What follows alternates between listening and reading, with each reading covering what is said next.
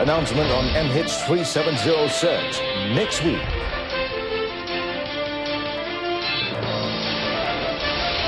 Year 1 pupil, first fatality of Pahang floods.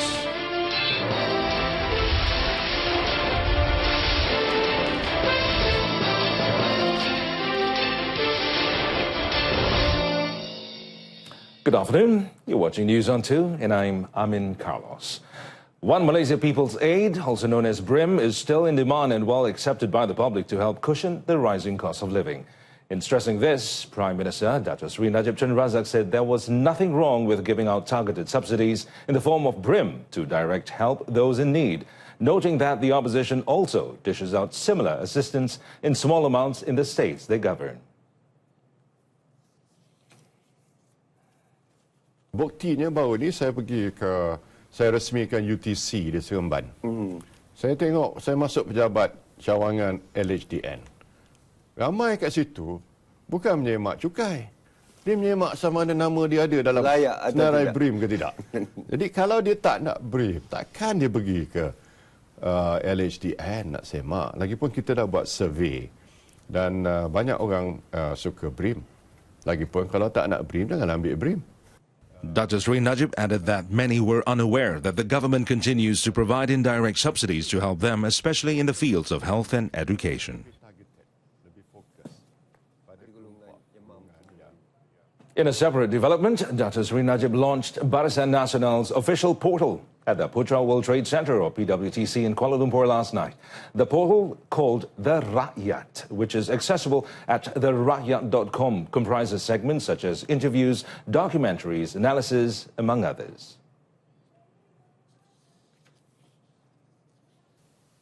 Kita tahu bahawa social media sudah pun mengambil alih sebagai sumber maklumat terpenting di kalangan rakyat. Kita perlu mewujudkan satu platform, satu wadah yang boleh digunakan untuk menghubungi rakyat. Dan wadah ini, platform ini, mestilah sahih beritanya, mestilah cepat dan mestilah tepat. The portal is also the platform for the people to find out about BN's plans and promises for the country over the next 5 years. The Rakyat is a continuation to the E-Rakyat, which was launched by Dato' Sri Najib on March 29th last year. The government is currently in the final phase of negotiations to reach an agreement with companies that may be interested in undertaking a renewed search for Malaysia Airlines flight MH370. And according to Transport Minister Dato' Sri Leow Tiong Lai, more information on the matter will be announced next week. So kita dalam fasa terakhir berbincang dengan Ocean Infinity untuk membolehkan syarikat itu, Ocean Infinity, membantu kita meneruskan misi pencarian MH370. So next week, minggu depan, saya akan muktamadkan kontrak itu dan saya akan buat pengumuman secara menyeluruh lah. MH370, along with its 239 passengers and crew, disappeared during a flight from Kuala Lumpur to Beijing in March 2014. The unsuccessful search for the Boeing 777 aircraft in the southern Indian Ocean was halted in January 2017. The number of flood evacuees in Pahang stands at 6,853 people as at 8 a.m. today, as compared to 6,106 people at 10 p.m. yesterday. And a 7-year-old boy became the first fatal victim of the floods in the state. And 1-year pupil Muhammad Fariz Akil was found drowned in a paddy field drain in Kampung Padang Jaya, Sungai Lembing, Kuantan at 6 p.m. yesterday.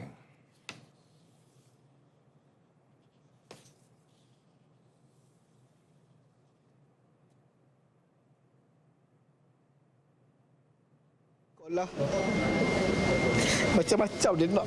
Tapi itulah, Tuhan bagi saya 2 hari jaga untuk rasa di sekolah. Dia sedih lah kalau tengok balik rumah barang dia. Saya dah susun tempat untuk dia pakai, tapi baju dia pun tak sampai lagi. The incident also received the attention of the region of Pahang, Tunku Abdullah Sultan Ahmad Shah. Kalau boleh saya nak mengingatkan lagi lah kepada semua ibu bapa yang tinggal di tepi kolam ke, tepi sungai ke, tepi longkang yang besar ke, harus memahati anak-anak kita lah. Kerana kejadian seperti ini memang tidak boleh siapa-siapa duga, dan boleh terjadi dengan sekelip mata. Dan kita lihat hari ini saja kita kehilangan seorang anak, ya. The boy's remains would be buried at the Bukit Sagu Satu Muslim Cemetery in Kuantan. The fourth day of floods in Terengganu today saw the number of people displaced soared to 1,001 from 264 families as at 8 a.m. compared to 329 victims from 109 families last night. And according to Terengganu Disaster Management Committee Secretariat, the increase in flood victims resulted in the opening of new 8 relief centres in Kemaman. The latest shelter was opened at Sekolah Kebangsaan SK Bukit Mentok, which housed 415 people from 87 families, the largest relief centre in the state so far. 7 other new centres are at Surau Pulau Tempurong, Dewan Orang Ramai Batu 14, Masjid Kampung Batu 14, SK Cukai, Masjid Sungai Mas, Masjid Kampung Batu 16, Tebak, and Dewan Civic Felda Seberang Tayor. The situation was unchanged at another 4 relief centres at Dewan Orang Ramai Teladas with 21 people from 3 families, Surau Haji Othman in Kampung Seberang Tayor Hulu, 18 people, 5 families, Surau Kampung Banho in Ai Putih, 26 people from 5 families, and Kampung Pasir Gajah, 12 victims from 4 families. In Dungun, the number of flood victims remained at 175 people from 61 families at Dewan Orang Ramai Kampung Syukur, and 77 victims from 31 families at Dewan Orang Ramai Pasir Raja. The government has identified 100 premises used as flood relief centres in the country for improvements to be made in the effort to ensure the comfort of evacuees. Minister in the Prime Minister's Department, Dato Sri Dr. Shahidan Kasim, said the improvements would be done this year. Tahun ini ada ketenangan sikit. Pada dasarnya Yang Amat Berhormat Perdana Menteri dan Timbalan Perdana Menteri telah bersetuju. Jadi sekarang tugas kami untuk memperincikanlah. Setengah tempat tu mungkin besar sikit, setengah tempat kurang, ya. Pada dasarnya telah dipersetujukan. The facilities to be improved included the area used as the kitchen, toilets and dining hall. Dr. Sri Shahidan said the government was undertaking the improvements based on past experience and to ensure that the flood relief centres were always upgraded. Meanwhile, the minister said he was satisfied with the management of the flood victims, which he described as more organised. And on to other news items. Lembaga Tabung Haji TH has prohibited the country's Muslims performing the Hajj and Umrah from visiting camel farms following the case of Middle East Respiratory Syndrome coronavirus, or MERS-CoV, reported recently. And according to TH's Group Managing Director and Chief Executive Officer, Dato Sri Johan Abdullah, the ban on visit to camel farms had been issued since July 2015 by the Health Ministry, and that Malaysia still maintained the ban. And Dato Sri Johan said TH and the Health Ministry had always worked together to enhance awareness and understanding related to MERS-CoV to the pilgrims, as well as preventive measures during the Hajj courses conducted nationwide. TH has also ensured that there would be no ziarah programs to camel farms in the Holy Land since the ban was issued. So far, only 1 case of MERS-CoV has been reported involving a 55-year-old man. Meanwhile, Health Minister Dato Sri Dr. S. Subramaniam has confirmed that no new MERS-CoV cases have been detected nationwide.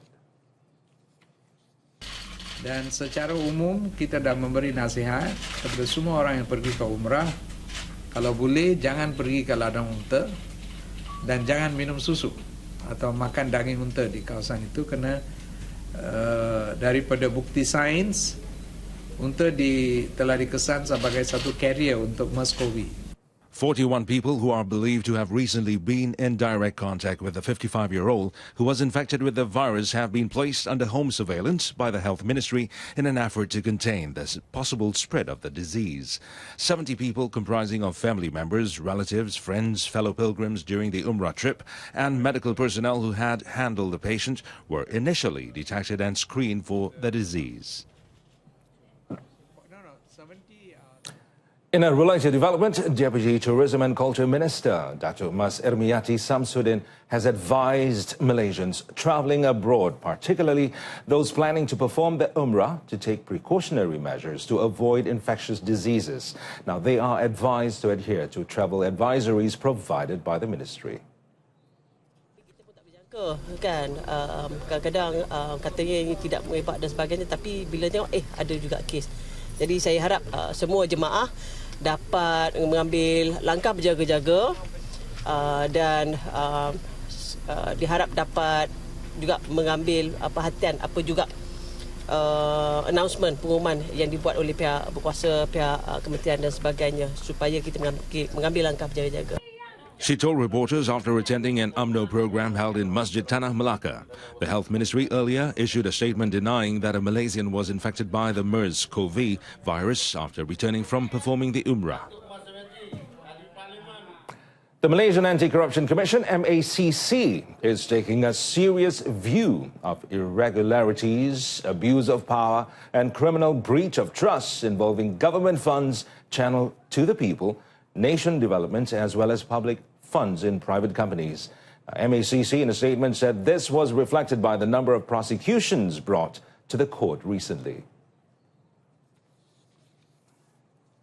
On Tuesday, Zamrud Mansour, 77, and Hazizul Zamrud, 44, both senior officers at Malacca Industrial Skills Development Centre, MISDC, were charged at Malacca Sessions Court with committing criminal breach of trust by transferring 4.3 million ringgit to MISDEC Resources Sendirian Berhad and another 280,000 ringgit to 7 supply companies.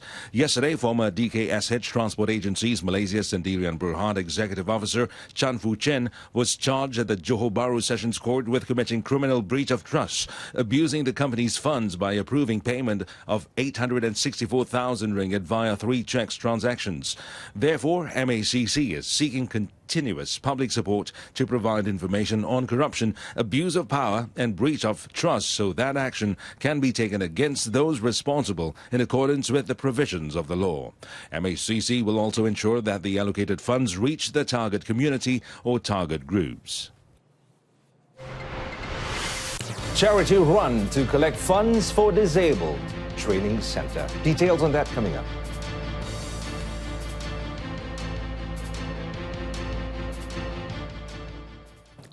Now, the price of Indian mackerel or ikan kembung has risen to 20 ringgit per kilogram since yesterday, and the 30 to 40% price hike is a result of the recent bad weather, which has caused fewer fishermen to go out to sea for safety reasons. According to the Kuala Kedah Fishermen's Association Chairman Abdul Hamid Bahari, the situation should recover next month when the weather conditions are expected to improve. Kita dah tahu untuk masa-masa tertentu kita dah simpan ikan ni untuk stok untuk kita jual musim ikan tak ada. Jadi kita hari ini kita buat keluar stok ikan kita untuk kita jual kepada pengguna-pengguna dengan harga yang berpatutan. Kalau murah kalau kita tengok 50% murah daripada harga pasaran. Nonetheless, the National Fishermen's Association, NECMAT, has allocated 2 tons of frozen fresh fish, or Q-fish, to help stabilize the prices and stocks. The price of Q-fish is as much as 50% cheaper. They are currently being sold in the Kubang Rotan Fishermen's Market in Kuala Kedah. Malaysia's gross domestic product, or GDP, is estimated to moderate slightly to 5% this year, with growth fundamentals appearing solid on the back of improving global fundamentals and higher oil prices. And according to the OCBC Bank 2018 Global Outlook report, the country's economic growth will be supported by further traction seen in private consumption, investment, spending and trade. Now, the report said the fiscal spending backdrop from the recent budget should add to bolster both consumer and investor confidence this year. The higher inflationary pressure could be a natural byproduct when both demand pull, driven by stronger domestic demand, and supply push, higher oil and food prices forces concurrently tune higher into the year. OCBC also said further monitoring is warranted on how domestic prices may evolve into 2018. In the same vein, OCBC said Bank Negara remains flexible in adjusting the degree of monetary policy accommodativeness. Felda Global Ventures Holdings Berhad FGV has received the Roundtable on Sustainable Palm Oil or RSPO certification for 8 of its palm oil mill complexes before the end of 2017.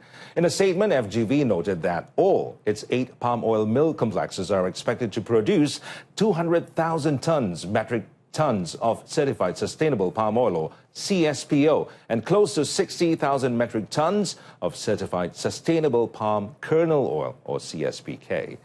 Now, FGV will also be able to assess markets in the European Union or EU and North America, as well as customers that demand certified palm oil products. FGV President and Group CEO Dato' Zakaria Arshad said the certification was a good start to this year, and thanks to the committed workforce in FGV who have embraced our transformative sustainability program that we embarked on in May 2016. Now, FGV plans to certify its 70 palm oil mill complexes to RSPO and the Malaysian Sustainable Palm Oil MSPO by the end of the year 2021. While 3,000 runners are expected to take part in the iHero charity run in an effort to collect funds to build a special center for the disabled in Kapong, Kuala Lumpur. Now, the run organized by Lions Club Tropicana Kuala Lumpur with the cooperation of the Kuala Lumpur City Hall, that's DBKL, will be held on January 21st at Menara DBKL. Richard Ho, a representative of Lions Club Tropicana, said the centre, which will conduct special trainings for the disabled, is estimated to cost some 1 million ringgit and is scheduled for completion by year-end. Kita berharap sumbangan dari orang ramai untuk menghasilkan pembinaan ini dalam masa 1 tahun. Dalam larian ini, kita akan harap mengadakan pelarian lebih kurang 3,000 orang. Dalam masa ini kita sudah ada 1,000 lebih. So berharap akan dapat daripada orang ramai boleh datang untuk menyaksikan bersokong larian ini supaya kita akan cepat untuk mengadakan OKU Resource Center. Those who wish to take part in the iHero charity run can still register at the website www.ihero.com.my before January 15th.